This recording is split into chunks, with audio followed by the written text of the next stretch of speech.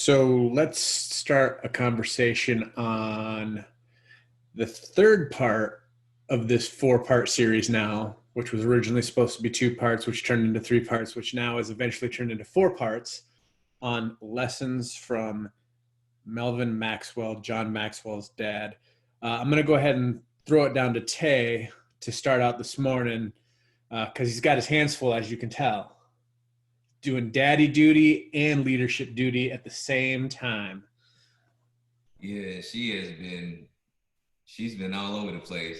But it's been good. We're kind of adjusting to just both our boys going to school now all at the same time with this. So I think probably with me, the most important thing that he said on here when he was talking about be intentional, be purposeful, and be focused, because I knew this was going to happen.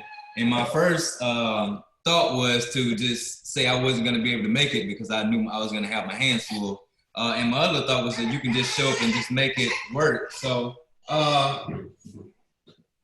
she didn't want to sit up here. So I just love that he talked about that. And it's probably one of the more foundational pieces because I think just life in general, we plan everything out and we figure it to go a certain type of way. Okay, baby, okay. She probably misses mommy. But it don't always go that way. We're always giving things that, yeah. So I think you just have to be intentional with your time. You have to be purposeful. And you really have to really set that standard for yourself that you don't make excuses for anything. Because I could have easily just, you know what, I'm just going to not show up. But for me, I know what I needed to get out of this and I know how I needed my day to go. So I just had to continue to be intentional. And I love when he said that because he said it before. He said you have to turn good intentions into good action. So it's one thing to show up here and be intentional about just showing up, but also I have to take these lessons and I have to take it and implement it into my life as well. So that's one thing to show up, but also to take what I'm learning and go on and share it and really live it out. The second thing that he talked about, and I love this, he said, give God the credit.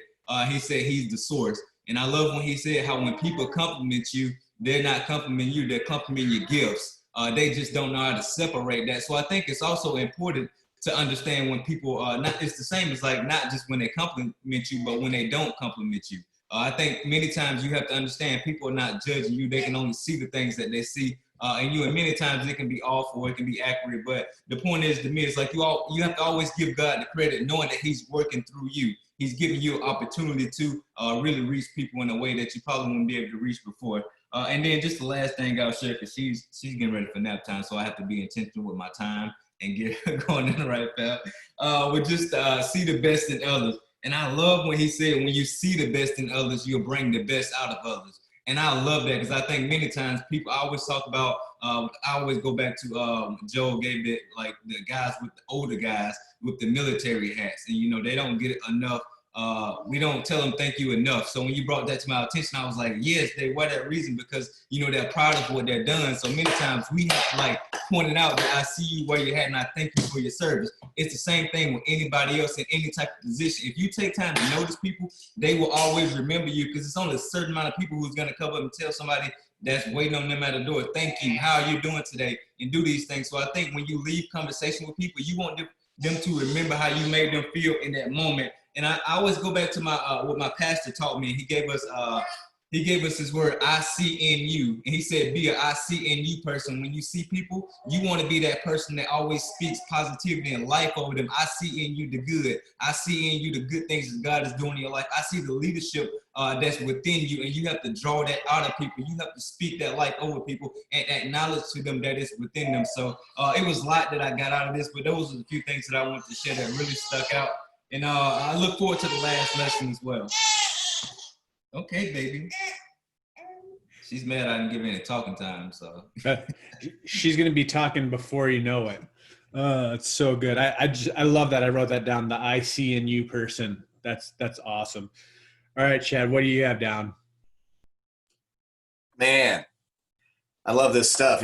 I reached out to my dad because I remember one time my dad told me he reached out to his mom and said, hey, Mom, she was in her 90s. Is there anything you want to share? Is there any words of wisdom you want to share with me before you pass away? And she said, yeah, don't loan your money to people. That was all she had. I was like, man, I was like, all right, Dad, I'm going through this thing. And he's been on here a lot. And I'm like, I need the list from you.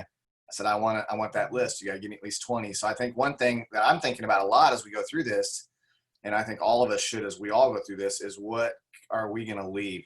What will we leave for our own children? Because I think more importantly than material things or wealth or those types of things is the philosophies and the wisdom that we can leave our kids. So I know I'm growing my list as we, for years now, right? A couple of years we've been doing this, and I love when John Maxwell refers to, John Wooden, because we've been able to look through and study John Wooden and Jim Rohn and all that. But today, some of the things that stuck out to me the most were God will only give to me what he knows can flow through me. And I love the idea of outstretched hands with fingers open and holding it loosely. One of my friends says, you got to keep that money moving. He's like, money comes in your bank account. It's not a good place for it just to sit there stagnant. You got to keep it like a river. You got to keep it moving, move it into other people's lives where it can grow and it can bless and it can do things rather than just sitting there. So that was one. Give God the credit. I know Tay talked quite a bit about that one. Every good and perfect gift comes from God. And I think just remembering that, and sometimes we can, get in our gifts and get the big head, and we have to remember that was a gift. That was something that was freely given to us. And recognizing other people's gifts too, I think is huge, because a lot of people don't even know. They just grow up and they have this gift and they don't even know they have it until someone says, dude, did you know that that's a gift? Because maybe something just comes natural to them, like numbers or relationships, or they're just they've never gone to counseling school or psychology classes, but they're just a great unifier. They're a great peacekeeper, and they just have this gift of being a calm in the storm. And a lot of people, when that's their normal and that's their life, they don't even know that that's a great gift. So sometimes for us to point it out and go, wow, did you know that when you smile, it lights up the whole entire room? And they're like, what? Like, yeah, you're one of those people, because and Joel and Tay and everybody watching this, we all know a lot of people.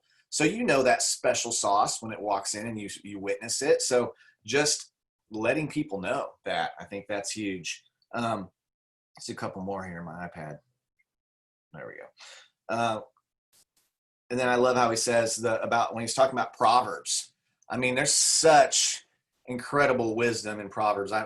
Proverbs 4:7 sticks out to me when it says, above all else, get wisdom, though it costs all you have, get understanding. Just the words wisdom and understanding and knowledge, they're through there. And it's crazy to me that our society says ignorance is bliss, or what you don't know can't hurt you. So there's these things that we learn growing up that actually will deter us from wanting to gain wisdom or wanting to grow knowledge. And to me, it's like, why when there's so much value to wisdom and knowledge, why would anybody tell us to avoid learning, avoid wisdom, And so I've always just kind of leaned into it and said, man, I don't want to be a know-it-all. I want to be a learn-it-all.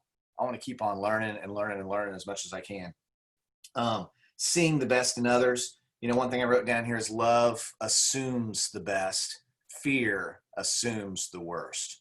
So if we're going to be, and one of the ways we can show unconditional love to other people is just by always assuming the best. In this business, we're going to have situations where there's going to be conflict between people, and we get to come in and be a peacekeeper. We get to be create unity and reminding people that, hey, love assumes the best, because the enemy's goal is to get in there and create discord and create separation and isolation, so he can pull people away from the pack, right, and attack them, just like a lion would do with the wildebeest. They don't run in and attack the biggest one in the center of a pack of 20.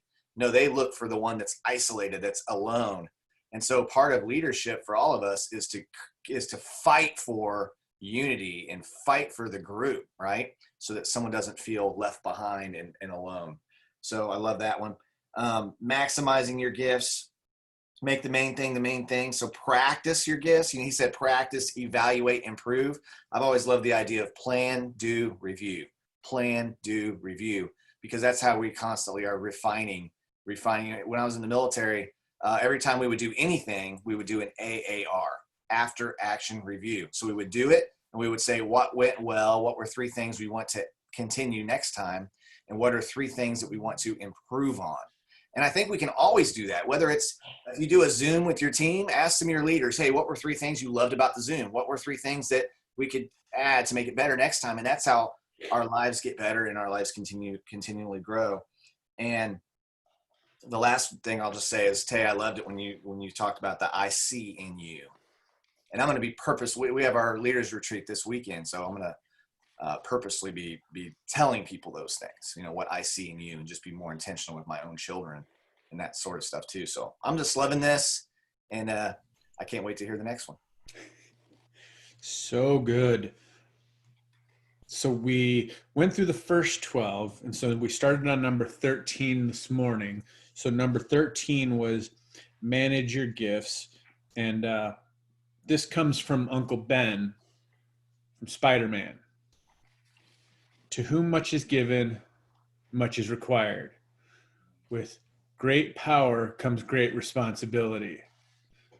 So that's one of the great things is once you know what your gifts are, learn to manage them. Make sure that you're using them and you're not in a spot where you're just going through the motions, because if you're just going through the motions, you may end up doing things out of your weakness as opposed to your strength. So make sure that you're managing your gifts.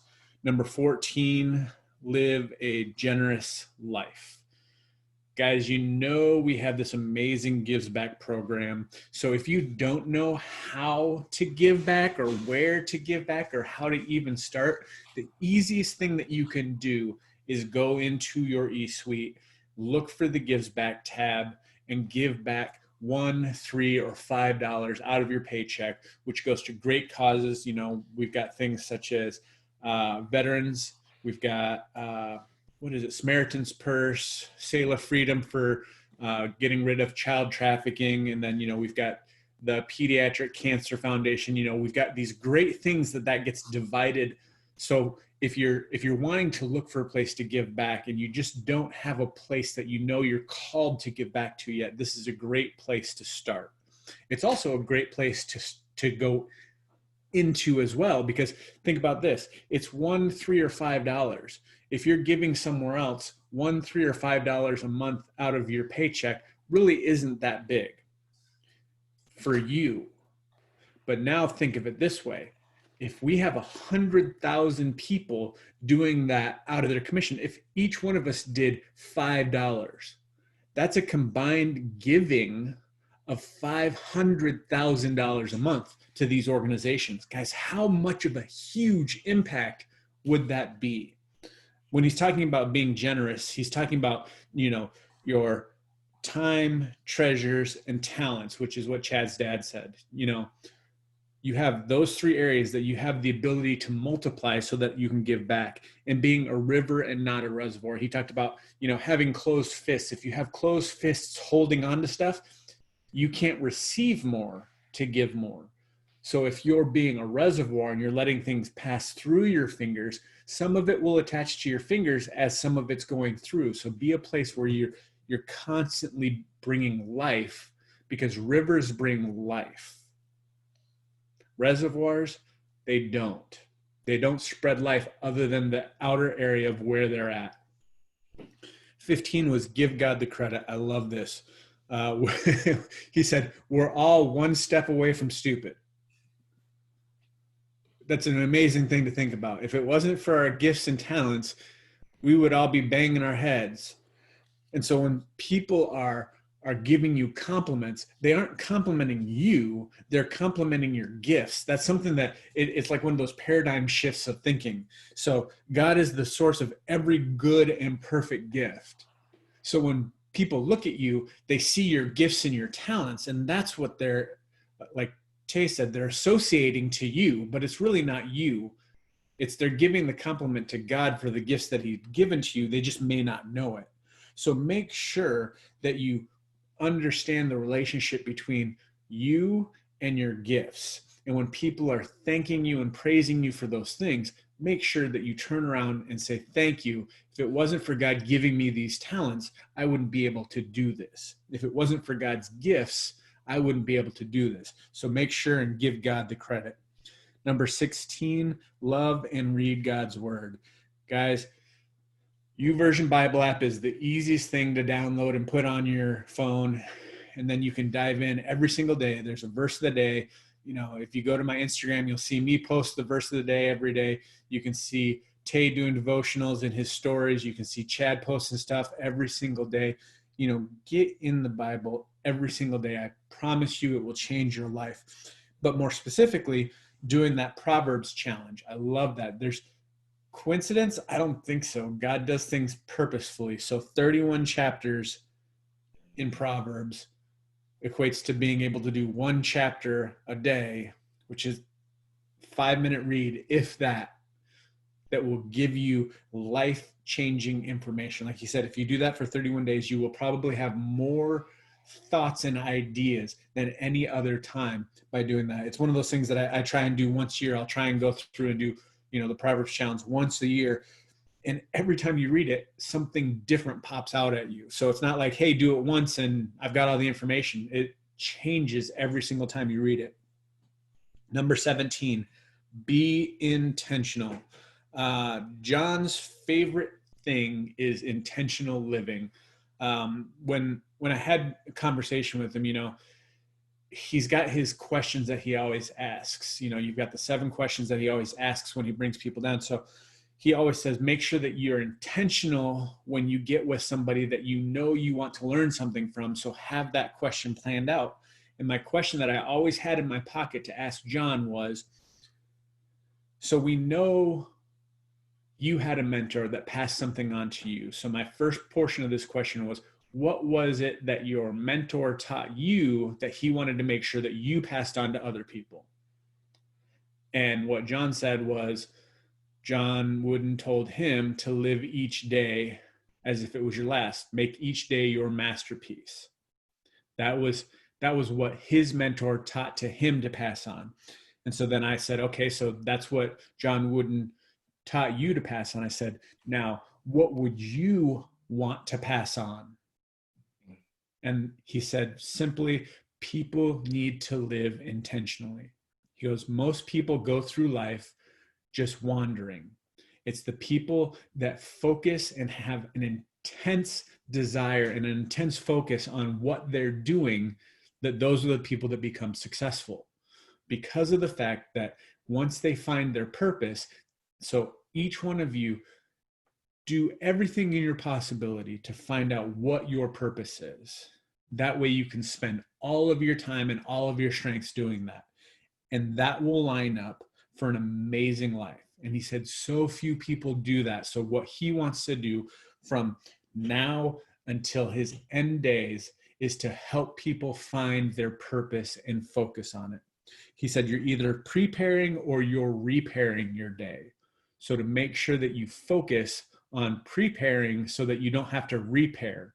He said, what happens when people are repairing, they're always working in the past as opposed to working in the present and the future. 18, see the best in others. Love what Tay said. I see in you. Be the person that says, I see in you this greatness. Because there's 2 sides to everyone. There's the greatness side and there's the downside and faults.